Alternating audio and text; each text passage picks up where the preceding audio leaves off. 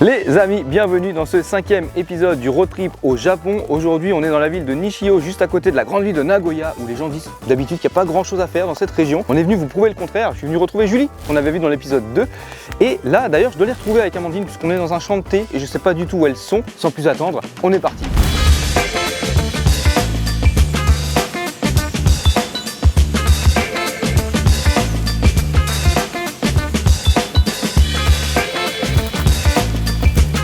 Bienvenue à Haïti. C'est de nouveau moi, votre présentatrice préférée qui squatte la chaîne de Rodolphe. Merci Rodolphe. Merci à toi. Avec plaisir. On est à Nishio aujourd'hui, dans un champ de thé vert. Ouais. Nishio, c'est une énorme région de production de thé qui est méconnue. Et on a deux choses à faire aujourd'hui. Donc, le thé vert, tu te doutes bien, je t'ai prévu des petits trucs. J'ai hâte. Et on va aussi visiter une vieille fabrique de miso rouge. Ah, génial. Celui-là, en plus, t'es pas prête parce qu'il est extrêmement bon. Il est vachement bon pour la santé. Il est fermenté 3 ans. Wow. Des fûts et tout. On va aller découvrir ce que mangeaient les guerriers, les samouraïs japonais quand ils étaient en campagne, dans les dures conditions pour survivre. Let's go. Comme vous l'avez peut-être aperçu en intro, il y a un taxi vert à la couleur du thé qui circule dans la ville de Nishio. En réalité, il y en a deux et il faut avoir de la chance pour tomber dessus. Et ça tombe bien parce que de la chance, on en a. Et c'est dans ce taxi qu'on va se rendre à notre premier rendez-vous pour en apprendre plus sur la fabrication du thé matcha et la cérémonie du thé.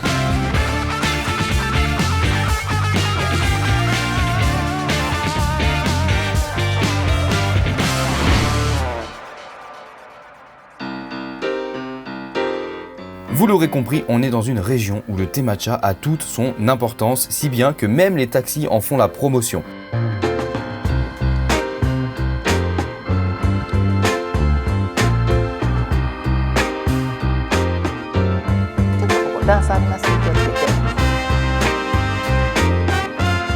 La fabrique de matcha a gardé ses anciennes meules pour qu'on puisse se rendre compte du travail que ça représentait à l'époque de faire de la poudre de thé. Ça me rappelle notre expérience à Taïwan quand on a fait du tofu à l'eau volcanique avec Amandine. C'est très physique, mais très satisfaisant. Quoique peut-être un peu démotivant quand on voit le temps qu'on doit y passer pour obtenir finalement si peu de poudre de thé. Ah, il faut être costaud, hein. Donc apparemment, pour avoir 40 grammes de matcha, il faut tourner la pierre 1 heure. Et la pierre est super lourde, c'est du granit. Et apparemment c'est avec ça qu'on fait aussi les pierres tombales en France et au Japon. Bon, évidemment, aujourd'hui, on ne le fait plus à la main. Et ici, ils ont 500 meules qui sont en automatique, donc ils sont faits par des robots. Et ça leur permet donc de produire beaucoup plus de matcha que 40 grammes à l'heure. Bon, d'habitude, ça c'est rempli de poudre de matcha parce que c'est très volatile. Là, ils viennent de nettoyer. On a vu monsieur passer l'aspirateur. Et maintenant, on va déguster. Vous avez forcément entendu parler de la cérémonie du thé au Japon, pas vrai? Eh bien, sachez que c'est un véritable art traditionnel ainsi qu'un rituel très codifié. C'est un moine bouddhiste venu de Chine qui a apporté le thé au Japon au 9e siècle et le thé est rapidement devenu très populaire si bien que les Japonais ont commencé à en produire localement. On va parler de nourriture des guerriers japonais un peu plus tard dans cette vidéo, mais pour rester dans le thème, on s'attarde d'abord sur le thé qui fut très prisé des seigneurs de guerre japonais. On va laisser Julie encore une fois nous expliquer un petit peu comment ça se passe. D'abord on commence comme ça et ensuite on fait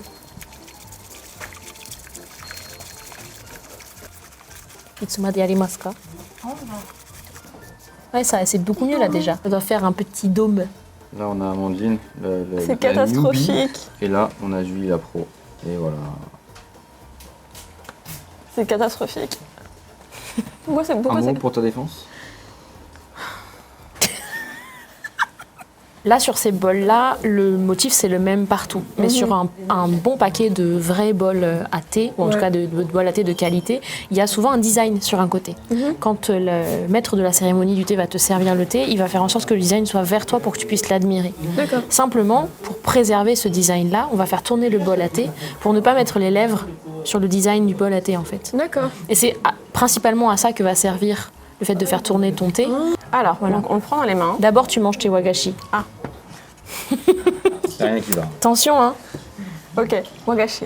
Est-ce qu'il y a un ordre, les wagashi? Non, c'est de ce que tu veux.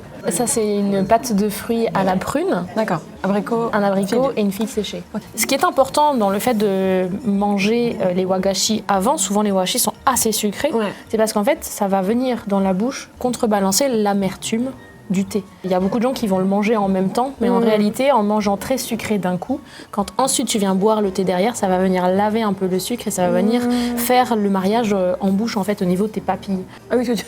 J'espère que je n'ai pas les ongles dégueulasses. Hein. Non. Ok. Et Alors d'abord, on tourne. Ah oui. Demi. Encore. Bon, on tourne pas dans le même sens, mais du coup, il y en a. Je sais pas. Il y a un moi, sens. Ouais, mais je sais pas. Je C'est sais jamais gaucher, lequel c'est c'est. ça. Mais on est censé le boire en 3 gorgées. Et normalement, sur la toute dernière gorgée, il faut faire un petit bruit d'aspiration. Comme ça. Pas très fort, Je vais mais m'étouffer avec la poudre.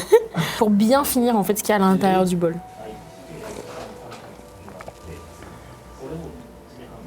C'est très bon avec les wagashi qui me restent collés aux dents. Mais c'était la pâte de fruits. Deuxième gorgée. Mais sinon, c'est très bon. Hein. Il est très doux, il n'est pas amer. Et la dernière gorgée, où on aspire avec du bruit. Ouais. Oh là là. Bah en fait, je te montre. Vas-y, vas-y. Ok. On vient de finir notre petite cérémonie du thé. Maintenant, on va prendre le taxi matcha pour aller dans un restaurant qui fait des mets à base de thé vert. Pour terminer l'arc thé vert, on va au restaurant Uotora, à 5 minutes de route. Leur spécialité, c'est des plats à base de thé vert, évidemment. Je n'ai jamais mangé de tels plats, alors j'ai hâte d'essayer.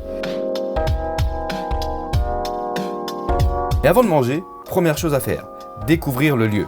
L'étage offre de magnifiques pièces avec tatami et portes coulissantes. C'est sublime et l'odeur qui émane des cuisines donne très envie. Pas de doute, c'est la pause déjeuner dont on avait besoin. On est dans un restaurant qui s'appelle Uotora.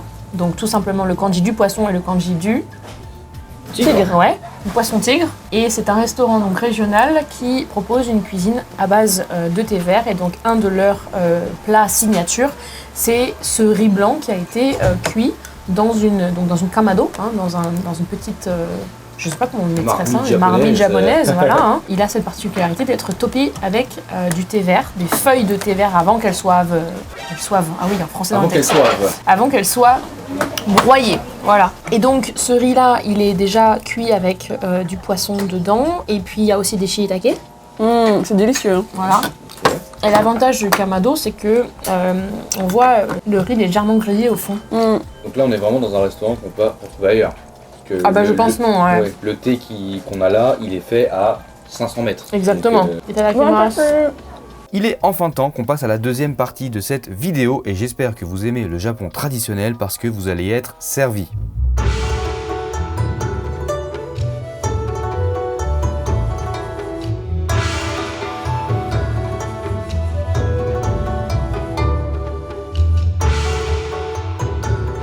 Welcome to Miso Park. 私はここのオーナーです。味噌を作ってだいたい40年やってます。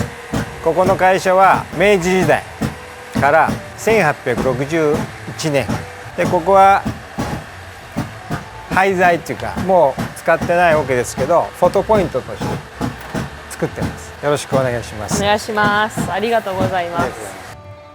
はい、じゃあここが味噌蔵ですのでね、ご案内しましょう。Donc le miso d'Haïti, il est très spécifique par rapport aux autres misos qu'on peut trouver au Japon. En général, le miso, il a une couleur un peu claire, un peu jaune ocre. Cette couleur, elle vient du fait que le miso est mélangé avec soit du blé, soit de la dozo. Donc le miso qu'on trouve dans d'autres préfectures du Japon, on appelle ça du awase miso. Et en fait, awase, ça veut dire mélanger. Et donc souvent, on va trouver dedans soit du blé, soit du riz, qui va permettre d'accélérer le processus de fermentation et donc de faire un miso qui va être fermenté moins longtemps.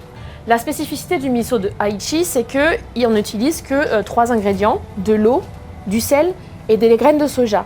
Le quatrième, c'est l'ingrédient mystère, c'est le koji, qui est une moisissure spécifique.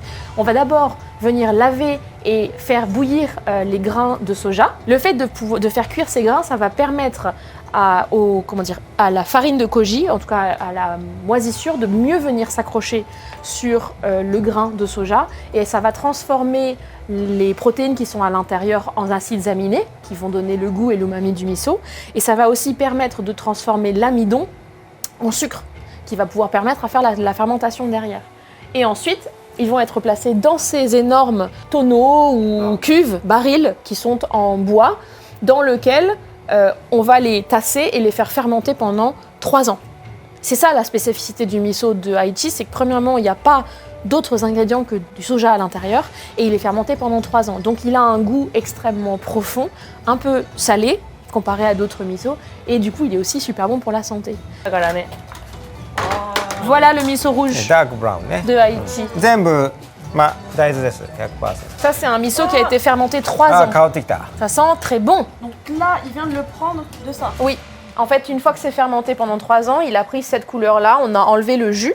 Il a l'air un peu sec là, mais c'est pour ça qu'il a cette couleur aussi brun foncé. これが仕込んでいる木桶ね、杉とこれが竹です。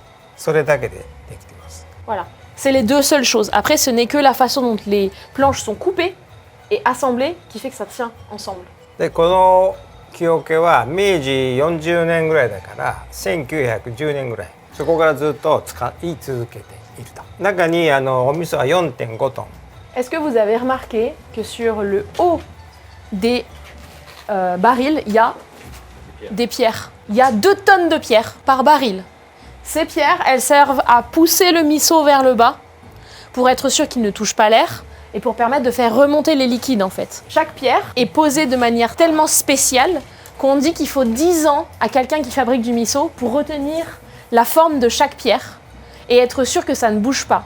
Il faut savoir que même quand il y a des grands tremblements de terre, les pierres ne bougent pas. Vous imaginez bien qu'on est passé dans ces 100 dernières années d'existence de ces barils parmi plusieurs grands tremblements de terre du Japon, le plus récent étant malheureusement celui de 2011 qui a été catastrophique dans la région du Kanto, mais c'est venu jusqu'à Nagoya et ça a beaucoup bougé, il n'y a pas une seule pierre qui est tombée. Donc quand on manque de barils, il y a 3 solutions. La première c'est que on en fait refabriquer un. Il n'existe plus qu'un seul lieu principal de production ici au Japon aujourd'hui, c'est sur l'île de Shodojima, qui est pas loin de l'île de Shikoku, entre l'île de Shikoku et l'île de Honshu. Donc il y a des jeunes gens qui sont en train de se former, mais il y a très peu de travail.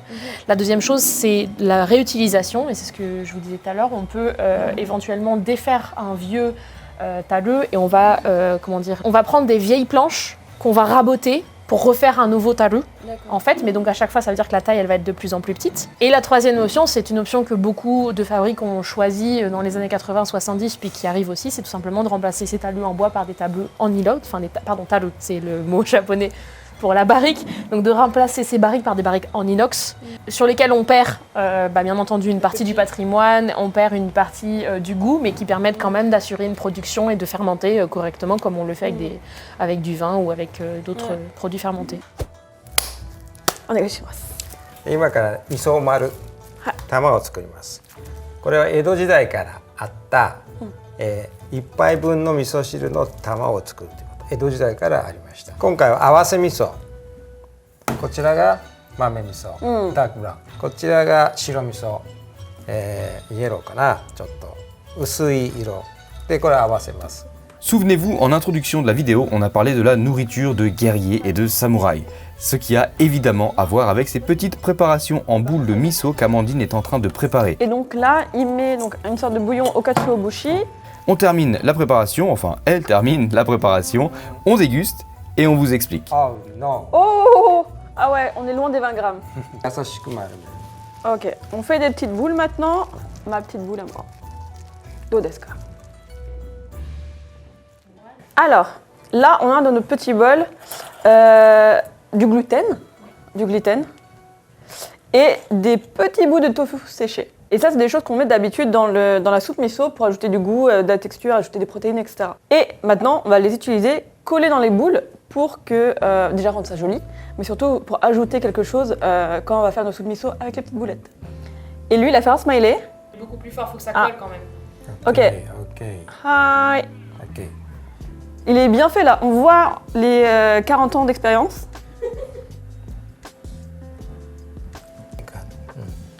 Goulou goulou. Ça marche pas très bien. 溶かす。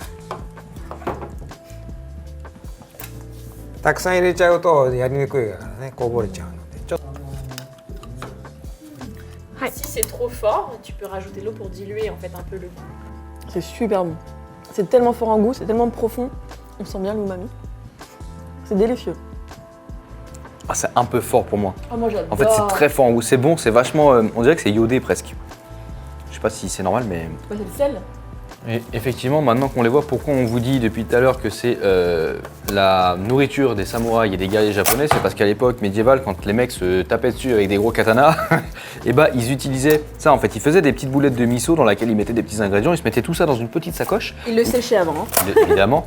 Et ils gardaient toujours un petit bol sur eux, quelque chose. Ils avaient toujours moyen en fait de se rationner, de pouvoir se nourrir, et avec ces petites boulettes qui sont vachement complètes en fait. Et nutritif. Vachement nutritive. Bon, on a fait le tour, mais avant de partir, le propriétaire de la fabrique de miso tenait vraiment à nous montrer quelque chose. Alors on va le suivre.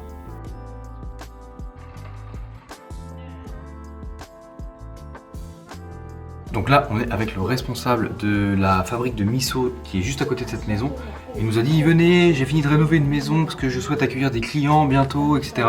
On savait pas du tout à quoi s'attendre. Il se trouve que c'est la maison dans laquelle il a grandi, c'est juste sa maison de famille. Il faut savoir que c'est la 9e génération, le monsieur là. 9e génération.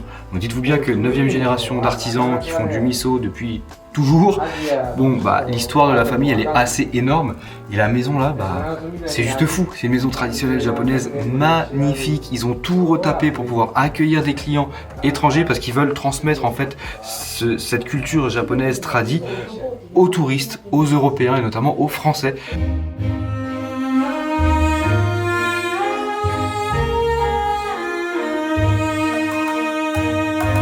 Dans les maisons japonaises, en tout cas les vieilles, on peut aérer sans ouvrir les fenêtres.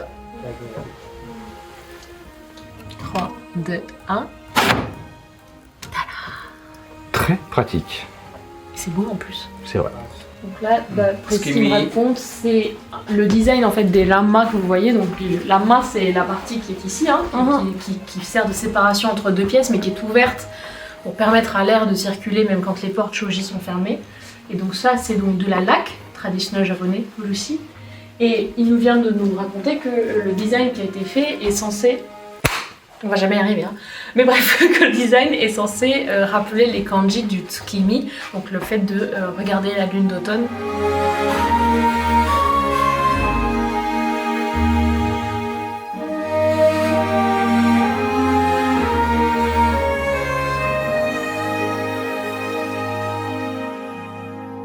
Ça y est les amis, on est de retour à la gare. Derrière nous il y a le train, nous on va récupérer le bolide de course. Là on est sur un parking, c'est génial pour faire une fin de vidéo.